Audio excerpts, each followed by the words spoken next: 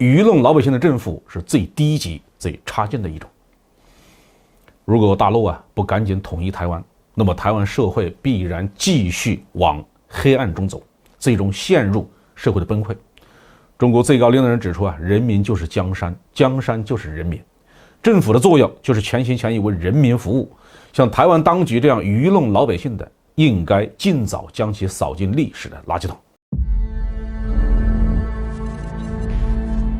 各位网友大家好，欢迎来到包明说。这期的话题我们说一说台湾国民党4大公投满盘皆输。台湾国民党发起的4大公投，重启核四、反莱猪、公投绑大选、真爱早教全部没有通过。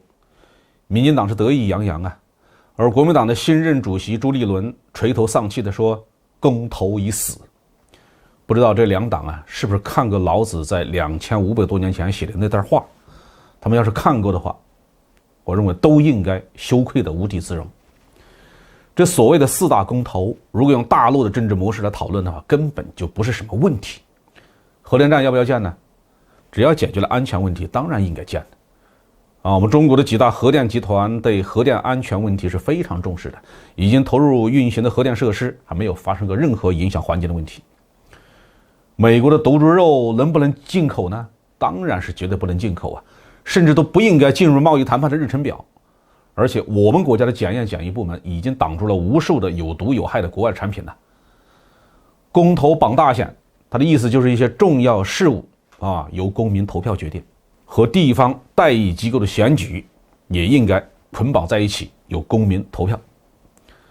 这是政府决策失败的一种表现在任何国家或地区，无论选举是不是公平真实，都是为了确定代议机构，然后呢由这个代议机构去确定一些重大的决策。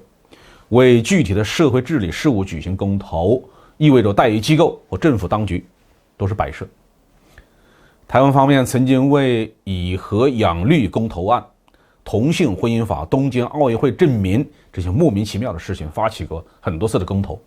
如果把这些事情的决定权都推给台湾的老百姓去投票的话，那还要这些政治机构有什么用什么真爱早教案更是如此。既然要建立天然气接收站，担心环境问题，那就请环评机构出面去调查分析，拿出客观的数据再做结论。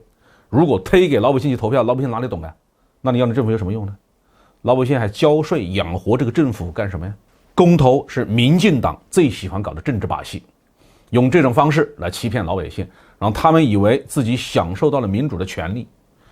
但现代社会的分工是非常复杂的，所谓的术业有专攻有些时候就算某些事情涉及到全社会的安危，但是有关的专业知识是仅仅掌握在少数人的手里。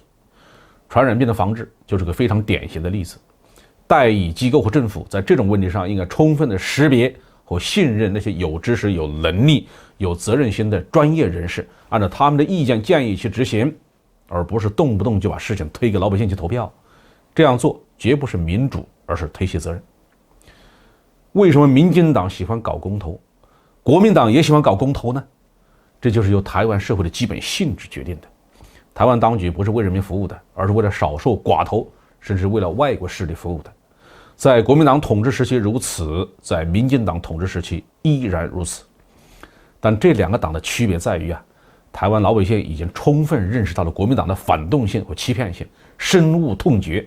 所以民进党可以用公投的方式一次一次的削弱和侵蚀国民党的政治基础，而国民党想反过来用公投的手段来打击民进党的时候，就是自取其辱了。在一个理性社会里面，反对进口莱猪这样的议题是最不应该遭到这样的结局。莱猪是美国生产的有毒猪肉，到了台湾人民的餐桌上，那肯定是不分男女老少都一同受害民进党当局连这种伤天害理的事情都干得出来，台湾的老百姓为什么不反对？事后有网友就爆料说自己认识的一名台湾南部绿营的支持者表示，自己根本就不知道什么莱猪的细节，一听是国民党发起的公投，就立刻去投了反对票。这就是我们曾经说过的塔西佗陷阱。当一个政治势力失去了人民的信任，就算他说真话，也会遭到老百姓的质疑和反对。这种情况不仅仅是国民党的悲哀，更是台湾人民的悲哀。他们生活在政客的谎言里。如今连选择的余地都没有了。老子在《道德经》中讨论了政府的4种层次说太上下之有之，其次亲而誉之，其次畏之，其次侮之。什么意思呢？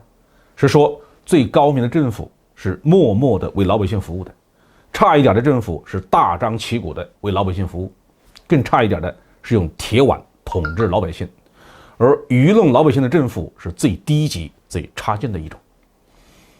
如果大陆不赶紧统一台湾，那么台湾社会必然继续往黑暗中走，最终陷入社会的崩溃。中国最高领导人指出人民就是江山，江山就是人民，政府的作用就是全心全意为人民服务。像台湾当局这样愚弄老百姓的，应该尽早将其扫进历史的垃圾桶。好，这期话题就说到这里。